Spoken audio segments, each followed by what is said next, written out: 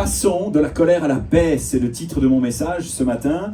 La semaine dernière, si vous vous souvenez, pour ceux qui étaient là, eh bien, nous avions vu deux choses, l'effet miroir. Il arrive que parfois, eh bien, comme Moïse, qui va au travers de l'Égyptien voir sa propre identité, mais refoulée.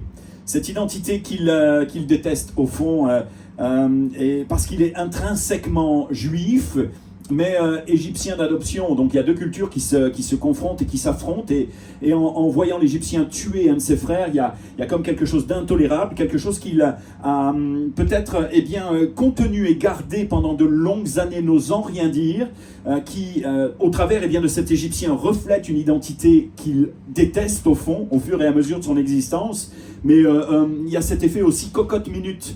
Vous savez, les gens qui contiennent, qui disent rien, et puis un jour, PAN, ça explose, tu ne sais pas pourquoi. Allô? En fait, des fois, on n'ose pas se dire les choses, et parce qu'on n'ose pas se dire les choses, et puis je vise personne ce matin, devant le Seigneur, mon cœur est pur, et puis PAN, c'est ce que nous avions vu la semaine dernière, et l'effet cocotte-minute, ça existe, et c'est quelque chose que le Seigneur nous demande, quelque part, de gérer. Mais qu'on se le dise, nous sommes tous faits de chair et d'os. La colère, intrinsèquement, fait partie de qui on est des fois. Mais vous allez voir qu'il y a des gens qui m'étonnent encore par leur calme, par leur paix, par leur sérénité, et qui sont un exemple et un modèle de foi pour moi. Nous avions vu également que la véritable force, je le crois, ne réside pas dans l'idée de se mettre en colère. On ne manifeste pas sa force en se mettant en colère. Non, la véritable force, nous dit l'Écriture, réside dans l'art et l'apprentissage de la maîtrise de soi. Et ça, c'est beaucoup plus difficile. Croyez-moi, avec Sandrine à la maison, il y a de multiples raisons de se mettre en colère avec un gamin de 11 ans. C'est qui, des fois, ne veut pas obéir aux règles, te confronte, te teste ses limites. Et souvent, je dis à Sandrine, écoute Sandrine, la meilleure manière d'y arriver sur le long terme, c'est pas de se mettre en colère. C'est d'y aller tranquillement, avec le fruit de l'esprit, la douceur. Parfois, on demande à nos enfants de faire des choses que nous-mêmes ne sommes pas capables de faire, n'est-ce pas? Est-ce que ça parle à quelqu'un ce matin? Ne pas se mettre en colère, agir avec douceur, avec tendresse, avec patience, avec pondérance. On préfère prendre des raccourcis, n'est-ce pas? Le raccourci de la colère, le raccourci du poing, parfois ça m'est arrivé, qui tape sur la table et ça suffit maintenant. Ça, c'est le chemin emprunté par tout le monde. Vous comprenez ce que je veux dire? Tellement facile pour régler les conflits que de se mettre en colère. On est d'accord? Mais le chemin peu emprunté, celui du fruit de l'esprit, celui de la maturité, celui du travail du Saint-Esprit dans nos vies, c'est pas toujours évident, n'est-ce pas, à emprunter. Ça demande de la mort à soi-même, ça demande de l'abnégation, ça demande de l'abandon, ça demande de la soumission au Saint-Esprit pour qu'il travaille notre cœur, afin que nous devenions conformes à sa parole, à sa volonté, à son identité et à son cœur. Est-ce que ça va? Je suis en forme ce matin, je vous le dis. Ça va? Il y a dans le livre des Proverbes, chapitre 16, verset 32, quelque chose qui est fort. Et mon fils, vous savez, il regarde souvent les films de super-héros. Et ça bastonne, et ça claque, et ça, tu sais, et puis à un moment donné, je lui dis, mais regarde autre chose quand même, c'est violent, ça frappe, même moi, des fois, je dis, non, on va pas regarder ça, tu sais, oui, mais il n'y a pas assez d'action, papa, c'est des super-héros, tout ça, mais comment la Bible définit-elle, un héros? De la manière suivante, celui qui est lent à la colère vaut mieux qu'un héros. Celui qui est lent à la colère vaut mieux qu'un héros ou qu'une héroïne. Et ce matin, c'est tout un travail, c'est toute une école, n'est-ce pas? Vous êtes d'accord avec moi? Mais c'est pas grave, on est en chemin. Et vous savez, un chrétien n'est pas censé être parfait. Il tend à la perfection. Comprenons-nous bien, là je voudrais vraiment vous relâcher ce matin dans la dimension religieuse des églises que vous avez fréquentées à l'époque et qui supposément voulait faire de vous des chrétiens parfaits. Mais un chrétien n'est pas parfait, et tant mieux, parce que sinon nous serions au ciel directement. La perfection, c'est lui dans l'ultime. Un chrétien tend à la perfection. Et c'est ce qui est merveilleux, c'est l'idée de se laisser modeler, de se laisser façonner par le potier, par le maître, afin que nous lui ressemblions. Nous sommes en chemin. Dis à ton voisin, t'inquiète pas, tu es en chemin. Tu es en chemin. Tu vas y arriver. Tu es en chemin, tu chemines. Ça va? J'ose pas, j'ose. C'est quoi l'idée? Et parfois, notre colère, elle est motivée par un sentiment de justice. Souvent, parce que nous avons vécu de l'injustice et que nous interprétons les faits comme étant injustes, nous réagissons.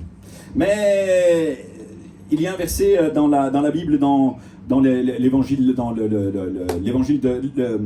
Jacques, 1,7, qui nous dit « Sachez-le, mes frères bien-aimés, que tout homme soit prompt d'abord à écouter, lent à parler, lent à se mettre en colère, car la colère de l'homme n'accomplit pas la justice de Dieu. » Et dans l'épître aux Éphésiens, et là on va s'y intéresser un petit peu ce matin, ça c'était mon introduction pour les personnes qui n'étaient pas là la semaine dernière.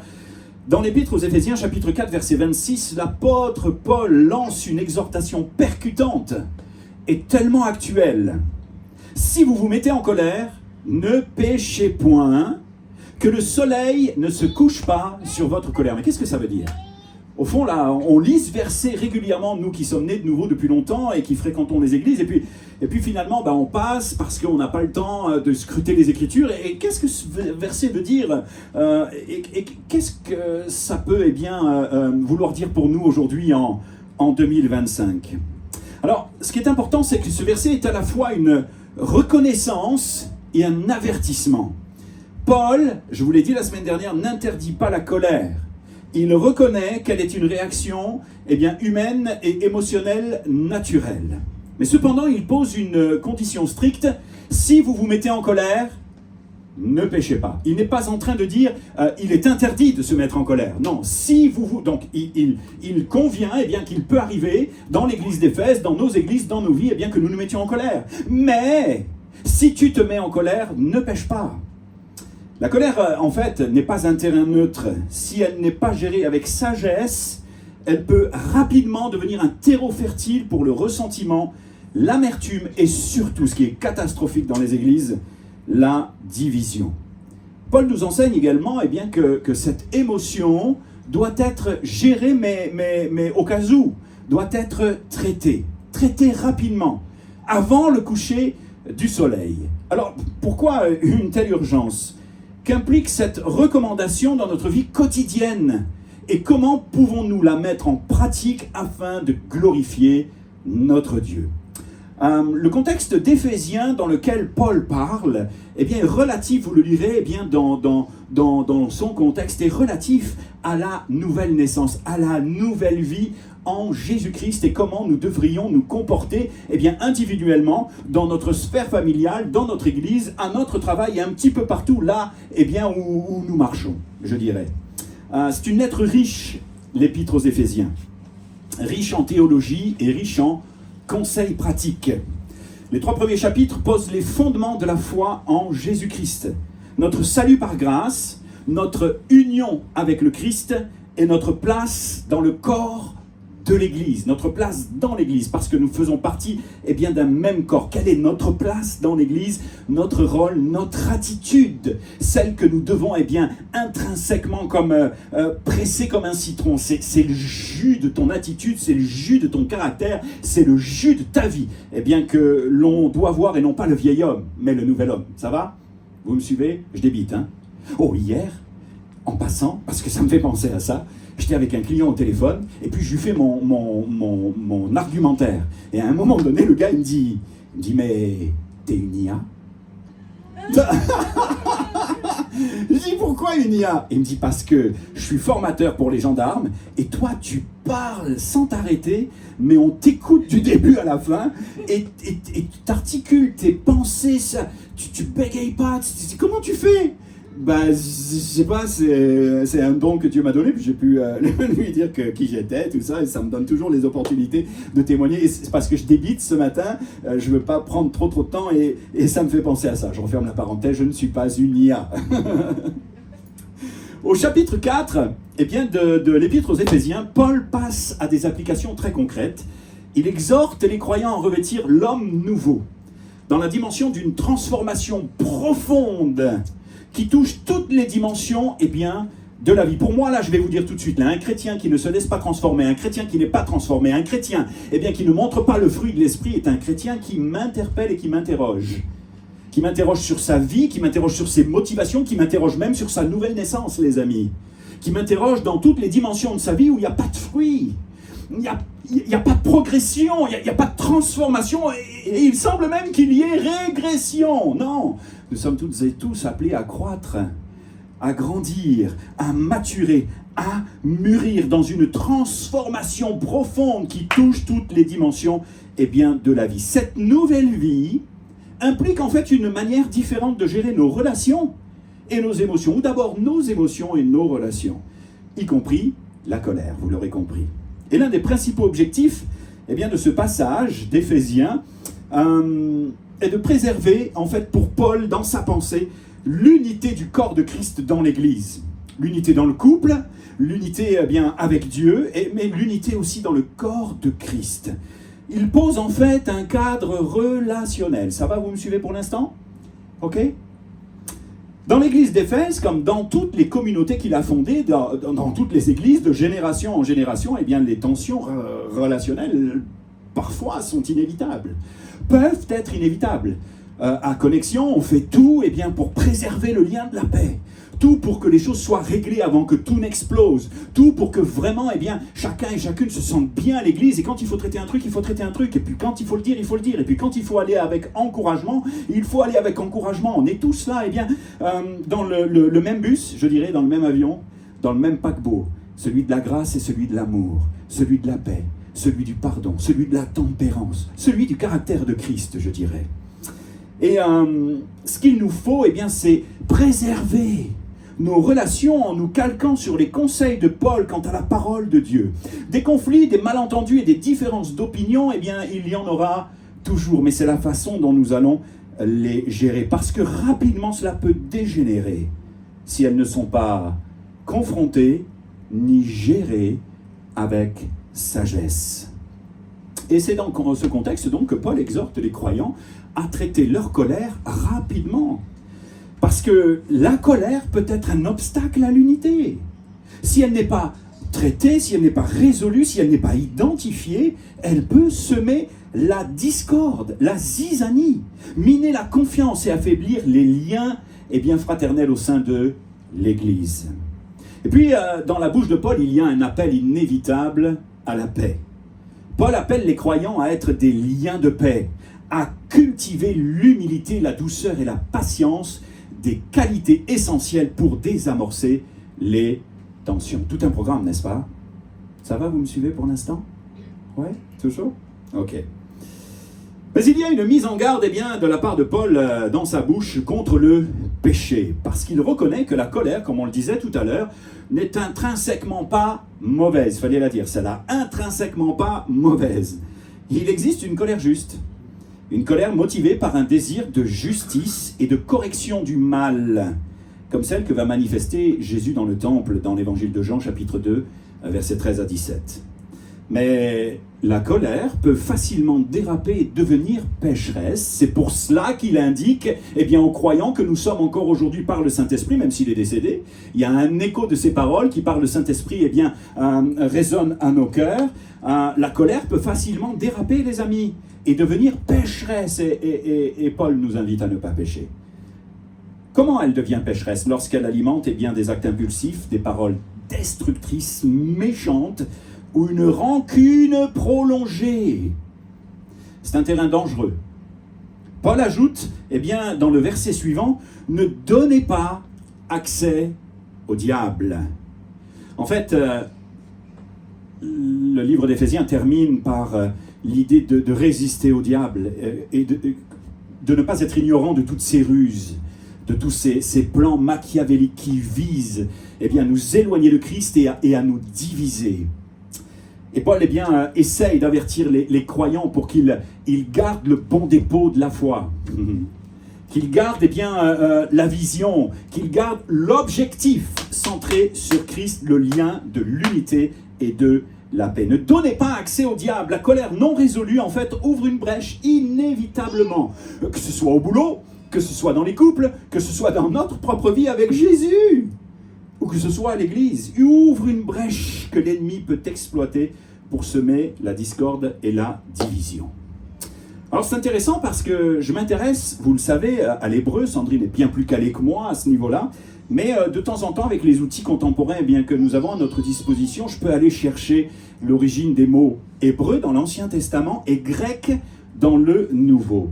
Et le verbe colère et péché, et vous allez voir d'autres mots, sont conjugués au mode impératif, notamment si vous vous mettez en colère. C'est en grec le mode impératif, ou ne vous mettez pas en colère. C'est vraiment un impératif, mais il peut être compris aussi comme une permission. On en parlait tout à l'heure, ça souligne une vérité importante. Ressentir de la colère n'est pas péché, c'est une émotion naturelle, souvent justifiée face à l'injustice, mais cependant, elle doit être canalisée et maîtrisée. Ne péchez point, le mot pécher signifie manquer le but ou faillir. Paul avertit que la colère peut rapidement nous éloigner du but que Dieu a pour nos vies, c'est-à-dire vivre dans l'amour et vivre dans la paix. Et l'expression que le soleil ne se couche pas sur ta colère, est une métaphore en fait. Et j'ai appris cela au moment où je vais vous le communiquer. Communiquer. Bon, c'est un nouveau mot du dictionnaire. Non, mais tous les dimanches, j'en sors une. Hein. Ça va? J'espère que c'est pas ça que vous retiendrez de moi. Le Seigneur... je sais plus ce que je disais. Troublé je suis. L'expression que le soleil ne se couche pas sur ta colère est une métaphore. Je l'ai appris en même temps que j'ai étudié mon message, et vous allez l'apprendre aussi dans la culture juive. Une journée se termine au coucher du soleil. En fait, Paul utilise cette image pour insister sur l'urgence qu'il nous faut pour résoudre les conflits rapidement, avant que la journée ne se termine, avant que le soleil ne se couche. En fait, qu'est-ce qu'il est en train de dire? Ne laissez pas la colère persister au point que cela devienne de l'amertume. Réglez vos conflits avant qu'ils ne prennent racine. Mais ça demande de l'humilité. Lorsqu'on s'est mis en colère, lorsqu'on a été blessé ou lorsque l'on a blessé, que de régler rapidement les conflits. Sans vantardise aucune, je suis quelqu'un qui pardonne extrêmement facilement, contrairement à certaines apparences parfois que l'on peut avoir sans connaître vraiment le cœur intrinsèquement profond. Je suis quelqu'un qui a une grande facilité à trouver les gens pour leur demander pardon et pour pardonner. Mais il y a des gens, et il faut le dire, qui sont blessés depuis des années, qui entassent les blessures, qui semblent avoir pardonné, mais qui souffrent tout autant. Il y a une dimension, et qui prennent du temps en plus, parce qu'ils ont été blessés, à aller voir la personne pour pardonner ou pour demander pardon. Si tu es dans ce cas-là ce matin, je t'invite vraiment à remettre ton cœur entre les mains de Dieu et à le laisser te transformer, guérir tes blessures et te donner la saine et bonne habitude d'aller voir les personnes pour leur demander pardon et de les relâcher aussi rapidement qu'un claquement de doigts, pour que toi et lui, toi et elle, toi et eux, ne restiez pas dans un désaccord qui soit nocif, mais il faut 2 personnes pour cela. Il faut que les 2 soient d'accord. Vous me direz, est-ce que c'est juste? Non, c'est faux. Il suffit d'une personne. Si l'autre n'a pas à cœur de vous pardonner, écoutez, il fait ce qu'il veut. Si l'autre n'a pas à cœur de changer d'attitude, il fait ce qu'il veut. Si l'autre n'a pas à cœur de se repentir, il fait ce qu'il veut. Si l'autre n'a pas à cœur de changer, il fait ce qu'il veut. Toi là, c'est ton cœur qui est important devant Dieu. Parce qu'en fait, nous n'aurons pas à rendre des comptes devant Dieu un jour pour les autres, pour leur attitude, mais pour la nôtre. Chacun rendra des comptes à Dieu pour soi-même. Et nous sommes les gardiens de nos cœurs, mais pas du cœur de nos frères et de nos sœurs. Chacun fait ce qui lui semble bon, ce qui lui semble juste, ou à la mesure de sa compréhension, de sa maturité, de son évolution aussi spirituelle, dirais-je. Et ce qui est important, c'est d'avoir en tête qu'il y a dans ce passage un appel de Paul à préserver le lien de la paix, à être des artisans de paix au-delà de toutes nos colères, au-delà de tous nos ressentiments, au-delà de toutes nos interprétations, au-delà de toutes les implications émotionnelles qui viennent percuter notre cœur et qui font que il y a peut-être des choses à régler chez moi avant de penser qu'il y ait des choses à régler chez l'autre. La Bible ne se contente pas de nous avertir contre les dangers de la colère. Si c'était que ça, pourquoi pas, après tout. Mais ce que j'aime bien, c'est que le Seigneur met toujours l'emphase sur les bonnes choses. Il dit, ceci n'est pas bon, mais ça, là, si tu le pratiques, là, tu vas être béni. Si tu entres sur ce chemin, si tu pratiques, si tu te laisses transformer, métamorphoser, tu vas vivre la bénédiction, choisis la vie. C'est pour ça que j'ai intitulé sur le WhatsApp mon message choisis la vie, choisis la paix. Paul écrit dans Galates 5,22, le fruit de l'esprit, c'est l'amour, la joie, la paix, la patience et tellement d'autres choses. Et la paix n'est pas seulement, je veux vous le dire, une absence de conflit, mais un état d'harmonie active avec Dieu, avec les autres et avec soi-même. Et ton cœur, il est comment ce matin? Est-ce que ton cœur est agité? Est-ce que tes pensées s'agitent en foule au-dedans de toi? Au point que tu es dans la tourmente et que tu n'es pas en paix? Et ton cœur ce matin, comment est-il? Est-ce que tu es en paix avec toi-même? Est-ce que tu es en paix avec Dieu? Est-ce que tu es en paix avec les autres? C'est tellement important la question que je te pose. Et tu dois être capable de faire une analyse, un check-up, un scan pour regarder où tu en es, pour voir ce qu'il en est et comment Dieu peut te guérir, te consoler. Souvent, nous sommes en conflit avec les autres parce que nous sommes d'abord en conflit avec nous-mêmes. Il y a des gens qui ne peuvent pas s'empêcher de scier la branche sur laquelle ils sont assis parce qu'ils sont mal dans leur peau, parce qu'ils sont malheureux, parce que ça vient de tellement loin qu'ils ne savent même plus comment se sortir de leur trouble, de leur colère, de leur lien avec autrui désastreux. C'est terrible. Sois en paix déjà avec Dieu. Sois en paix avec toi-même et sois en paix avec les autres. Pourquoi est-ce si important? Et je vais terminer mon message ainsi, ça sera court ce matin parce que je voudrais que nous prions tous ensemble quelques instants. Heureux ceux qui procurent la paix, nous dit Matthieu 5,9, car ils seront appelés des héros et des héroïnes de Dieu. Mais mieux encore, ils seront appelés fils de Dieu. Heureux ceux qui procurent la paix, car ils seront appelés fils de Dieu. Hébreux 12,14 nous invite à ceci également. Recherchez les querelles, les petits trucs qui vont pas chez les uns et les autres. Recherchez tout ça pour que, l'église explose et qu'on soit encore une église, sur la liste de celles que Dieu, l'ennemi a ravagé, que l'ennemi a ravagé. C'est bien ça qu'il est écrit, n'est-ce pas? Et là, vous me regardez, c'est quoi son problème à lui aujourd'hui? Mais oui, mais non. Recherchez la paix avec tous. Recherchez la paix avec tous. Ça doit être une recherche. Vous savez, il y a quelques années de cela, je n'avais pas prévu d'en parler, mais j'étais en Guyane. Et en Guyane, en mission en Guyane, pendant quelques jours, j'y suis allé 2 fois, il y a des orpailleurs, des chercheurs d'or. Et il y a des chercheurs d'or légaux et des chercheurs d'or illégaux. Et au prix de leur vie, les gars, ils vont en forêt, ils font des trous immenses dans la forêt, ils cherchent, ils creusent, puis il y a plusieurs mètres de profondeur avant de trouver quelques pépites, au péril de leur vie. Il y a des gens qui sont prêts à mourir, à risquer leur vie, pour trouver quelques pépites d'or dans le fin fond de la terre. Jésus a bien plus que quelques pépites d'or pour toi. Il a des trésors de joie et des trésors de paix à te donner si tu cherches et si tu recherches, si tu t'appliques, si tu pries, si tu lui fais confiance et si tu appliques ce qu'il te demande d'appliquer. C'est pas compliqué.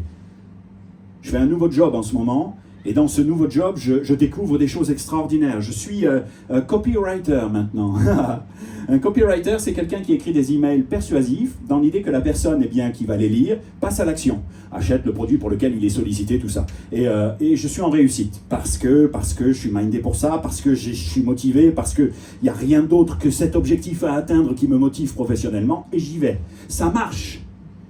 Contrairement à d'autres personnes où c'est peut-être un peu plus difficile, mais il y a la main de Dieu inévitablement dans ma vie. Et puis j'ai été interviewé sur YouTube, vous pourrez me regarder, de ventriloque un copywriter, ils m'ont mis. Ça dure 1 heure et en plein milieu, je parle de Jésus, je témoigne et tout. Tu sais, tu peux pas manquer la vidéo. Si tu veux pas écouter le témoignage, tu es obligé de zapper. Et le gars il me dit à un moment donné, mais qu'est-ce qui fait ta réussite? Ben, je dis, moi tu sais, je suis pasteur, je suis chrétien, et dans les évangiles, Jésus dira, vous êtes heureux, vous qui entendez ces choses, mon enseignement, pourvu que vous le mettiez en pratique. Alors je lui ai dit, t'es pas Jésus, mais il y a une certaine forme de réussite dans ta vie qui m'impressionne. Et ta valeur, et ce que tu amènes à l'école, eh bien, ben, moi je l'applique. En plus, c'est ce que tu nous avais conseillé au départ. Cherchez pas à réinventer la roue, appliquez. Mais c'est pas compliqué l'évangile quelque part. La vie chrétienne est bien plus simple qu'elle n'y paraît, même s'il y a des luttes et des combats. Applique, mets en pratique les conseils de Jésus. Et inévitablement, tu vas marcher sur le chemin du succès. Combien de nous aimerions avoir plus de succès? Je ne parle pas de succès matériel, je ne parle pas de succès financier. Tout ça, ça lui appartient et plaise à Dieu et bien qu'il nous bénisse au-delà de ce qu'on imagine. Je n'ai pas de problème avec ça. Non, mais du succès même vis-à-vis de notre transformation intérieure, de ce que Dieu veut que nous devenions. Le succès dans notre famille, dans notre couple, le succès dans notre boulot, le succès dans notre témoignage. Nous sommes appelés à être la lumière du monde, n'est-ce pas? Le succès dans qui nous sommes, dans ce que nous faisons pour lui. En redéfinissant la notion du succès, on arrive à quelque chose de vraiment intrinsèquement biblique et merveilleux à vivre. Applique. Mets en pratique. Pourquoi il y a les gens qui... Ma mère, c'est une spécialiste. Ma mère, c'est elle, je lui dis souvent, à Paris, dans le 15e, elle a 77 ans, une femme merveilleuse à certains égards. C'est elle qui a creusé le trou de la sécurité sociale, je vous le dis. Et Valérie, on me regarde. Mais parce que dès qu'elle a un truc là, j'en sais rien, elle court chez le docteur, tu sais, puis c'est... Ok, ensuite, j'étais un peu comme ça après, parce qu'on hérite un peu de nos parents, hein. Donc, mais c'est terminé maintenant. Sandrine, tu confirmes? Je suis plus hypochondriaque, hein. Non, c'est vrai ou pas? Non, c'est bon, elle me dit rien, alors je ne mets même pas la tête, rien, donc je suis seul avec moi-même, laisse tomber, c'est pas grave. Et elle se fait faire l'ordonnance, tu sais, chez le médecin, puis une fois qu'elle a récupéré les médicaments, elle ne les prend pas. À quoi ça sert? il y a une infirmière qui est morte de rire là-bas dans le fond. Elle ne les prend pas. Mais tu sais, c'est comme si tu as une recette de cuisine. Je ne sais pas pourquoi j'insiste là-dessus ce matin, là, sur la notion de applique, c'était même pas dans mon texte, applique, mais tu sais, il y a quelqu'un qui est concerné ce matin. Le truc, c'est que tu as une recette de cuisine. Tu sais, puis il faut que tu suives méthodiquement. Il y a des pâtissières parmi nous, d'accord? Bon, vous avez un don, maintenant vous n'avez plus besoin de recette de cuisine, ok? Mais au début, quand même, pour faire un bon plat, bah, tu suis la recette, tu sais, puis si tu la suis pas, ce que tu vas donner à tes invités, ça va être dégoûtant. Ou pas tout à fait la même saveur que ce que tu aimerais faire. Applique. Mets en conseil les pratiques. Les commandements de Jésus. Mets-les en pratique. Et tu vas voir que ta vie va avoir une autre saveur. Recherchez la paix avec tous. C'est un commandement, quelque part, en Hébreux 12, 14. Que la paix de Christ à laquelle vous avez été appelés pour former un seul corps règne dans vos cœurs. Et là, je vais appeler Marc, s'il te plaît, pour la fin de mon message.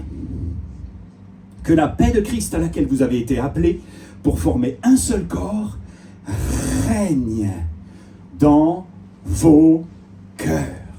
Et là, les amis, c'est la petite cerise sur le gâteau ce matin, parce que ce que j'ai appris en étudiant juste ce verset, je ne sais pas pourquoi j'ai fait ça, je me suis intéressé au mot grec régner.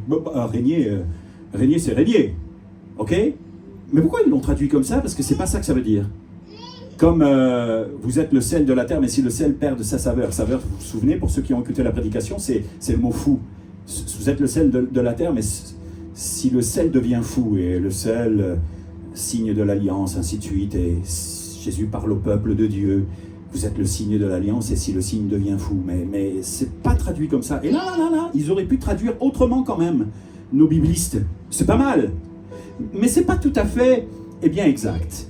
Et là, je vais vous inviter à être très très attentif. Je vais ralentir mon débit parce que c'est extraordinaire à découvrir.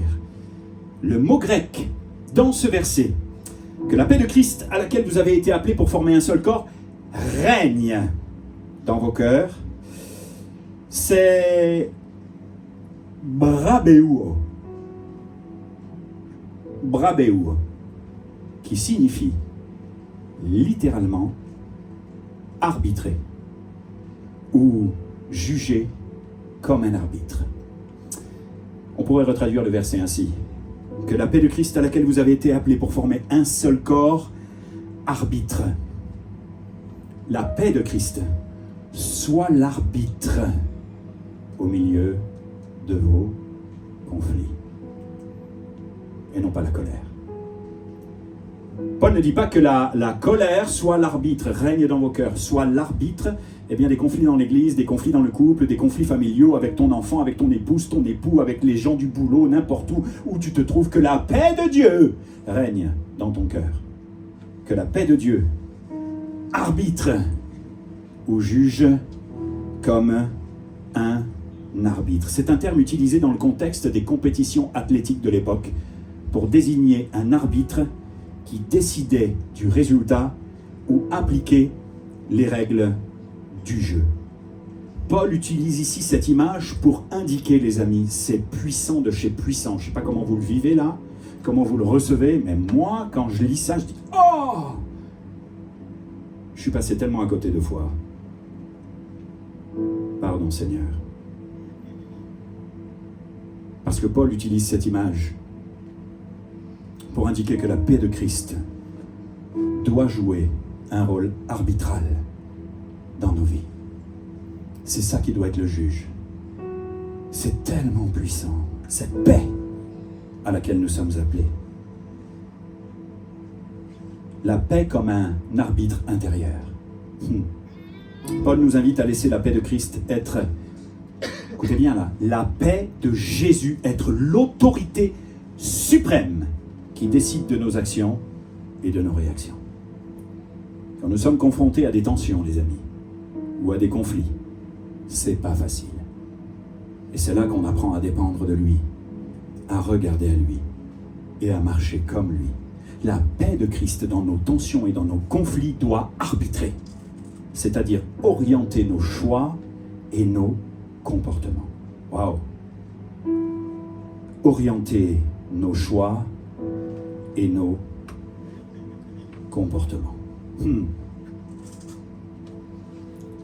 Tourne-toi vers la personne qui est à côté de toi et dis-lui, laisse la paix être l'arbitre.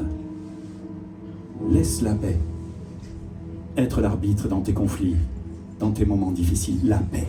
La paix de Dieu qui surpasse toute intelligence. Laisse la paix être ce juge arbitre, et non pas la colère, et non pas le ressentiment, et non pas les mots difficiles.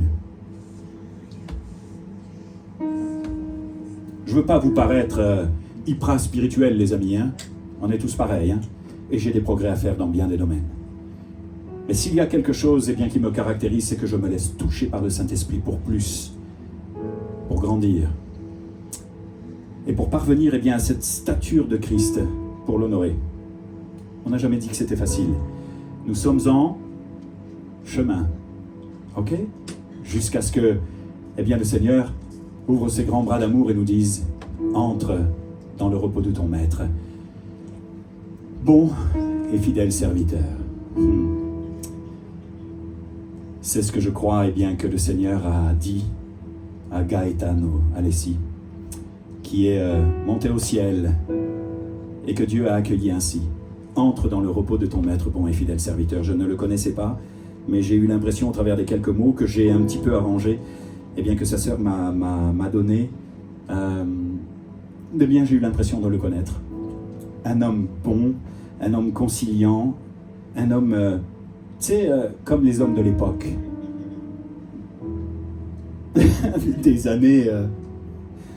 des années 50, 60, des hommes voués à la cause de Christ et qui n'avaient qu'un seul objectif, c'était Jésus. Lui, le pasteur Gaetano, donc le papa de Franco et de Pauline, était un amoureux de Jésus. Et moi, j'ai demandé à sa sœur, quel âge elle a, ta tante? 82 ans. Oh, 82 ans, toute sa tête, une énergie, un témoignage. Et puis, elle me dit, moi, je lui dis, qu'est-ce qu'il aimait, le pasteur Gaetano? Ah, mon frère là, rien. Je dis, comment ça, il aimait rien? Non, non, non, rien, il aimait lire sa Bible. Il aimait prier, les mettre dans la présence de Jésus. Et il aimait dispenser la paix. Et quand elle m'a... Moi, je voulais parler sur la colère et sur d'autres choses ce matin, puis quand elle m'a parlé de ça, ça m'a percuté, vous savez pourquoi? Parce que j'étais devant le cercueil, j'étais face au cercueil lorsqu'ils l'ont mis dans le tombeau. Hein, on peut appeler ça, c'est des tombeaux aménagés d'une manière assez spéciale qu'un Italien a eu l'idée d'inventer. Et je trouve ça très esthétique, très, très chouette, et ça gagne de la place, tout ça, c'est très très bien. Mais moi, là, c'est une parole qui me percute. C'était un homme de paix. Un homme qui ne s'est jamais mis en colère, un homme qui a toujours cherché la paix, conciliant, arrangeant, dans les conflits, même des fois au risque de perdre et ainsi de suite. Je dis waouh, non mais déjà ce que j'avais entendu de lui c'était waouh. Mais ça en plus là, ça vient rajouter à la petite cerise sur le gâteau, c'était juste pour moi. Et puis les amis, vous savez, j'ai vécu quelque chose de particulier. J'étais en face du tombeau et j'ai été très touché parce que les gens sont venus, ont touché une dernière fois le cercueil, pleuré. C'était le moment de lui dire adieu. Et moi, j'étais là. Je me suis vu dans le cercueil. Je vous promets que c'est vrai. Je me suis vu dans le cercueil, je te l'ai pas dit. Je me suis vu dans le cercueil vieux, avec mon fils, ma famille, les amis, peu importe. Et je me suis dit, mais qu'est-ce qu'on va dire de toi? Tu sais, qu'est-ce qu'on va dire de toi quand ce sera ton tour? Parce que toi aussi, un jour, tu vas partir. Et je crois que cette parole, eh bien, le Seigneur veut la faire résonner dans ton cœur aujourd'hui aussi. Qu'est-ce qu'on va dire de toi? Celui qui cancane, celui qui parle, celle qui dit des choses qu'elle ne devrait jamais dire, celui qui est querelleur, toujours à chercher les histoires, mais des trucs de fous, qui brisent et ont brisé même des églises. Qu'est-ce qu'on va dire de toi? Tu sais, au moment, on ne sait pas quand est-ce qu'on va partir. Autant être prêt. Mais qu'est-ce qu'on va dire de toi? J'espère qu'on dira de moi. Et croyez-moi, là, en ce moment, je suis bouleversé, je suis travaillé, et puis Dieu fait son œuvre. C'est jamais facile. Et j'espère qu'on dira de moi, outre qu'il était un ventriloque sympa, un orateur pas trop désagréable à écouter, que sais-je, ça m'est égal. C'est un homme de foi, c'est un homme de paix. C'est un homme bon. Et là, vous savez, là, il y a du chemin hein, encore. Hein. Il y a des gens qui l'ont reçu tellement naturellement. Pour moi, ton père, c'est juste waouh. C'est incroyable. Avec tout ce qu'il a vécu, comme tension, division. Et toi? Et moi? Et toi? Qu'est-ce qu'on va dire de toi? Est-ce qu'on prie ensemble? Seigneur Jésus.